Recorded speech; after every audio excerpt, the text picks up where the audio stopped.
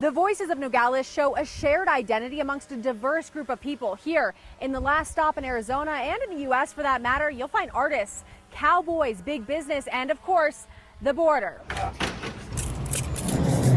In every stroke, the story of a border community comes to life. It's about Nogales and growing up in Nogales. For local artist Carlos Ibarra, the first one of my family to be born, the only one to be born here in the U.S. Nogales, Arizona is just as much home as its Mexican sister city across the border. Everyone from Nogales, Sonora had family growing up on this side, and everyone here had, obviously, vice versa, had family on that side. Their interconnected lives also captured in art at La Linea Studio just across the street. We represent artists from both sides of the border. Evan Corey's family has anchored the business community in downtown for decades. We know Nogales as ambos Nogales, which means both Nogales.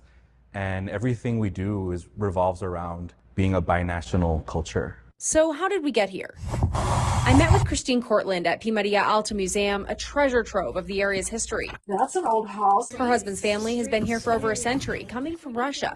Nogales started as a trading post in the 1880s, then grew with folks from around the world. So many settlers came looking for opportunities, and many found them, and many are still here. Those opportunities became the rail, mining, ranching, and a produce and trade industry that has now ballooned to roughly $30 billion. The vegetables that are on plates all over the country that have come through our border. Outside of town, wonderful ranches. Cutting straight through the desert, 25 miles away from Nogales, you'll reach Jim Chilton's ranch. So I'm a fifth-generation Arizona rancher.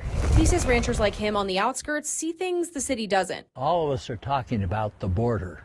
We're being inundated by people coming across the international boundary onto our ranches. While for him, border security tops the list of key issues here, those here in downtown Nogales are most concerned for their local economy, as tourism and traffic to the main streets have dropped off significantly in recent years. It was a prosperous place because of its proximity to the border, and both sides benefited. It could be that way, again, if we had policy in place and more attention to really supporting and building that aspect of our community. Of course, the history, ideas, and issues that are most important to this community do have an impact on how people see the ballot box. A lot of voters here, the majority in Nogales, are Democrat. They're left-leaning ideologies, but that doesn't mean there aren't some Republicans sprinkled around. Reporting in Nogales, Lillian Donahue, ABC 15, Arizona.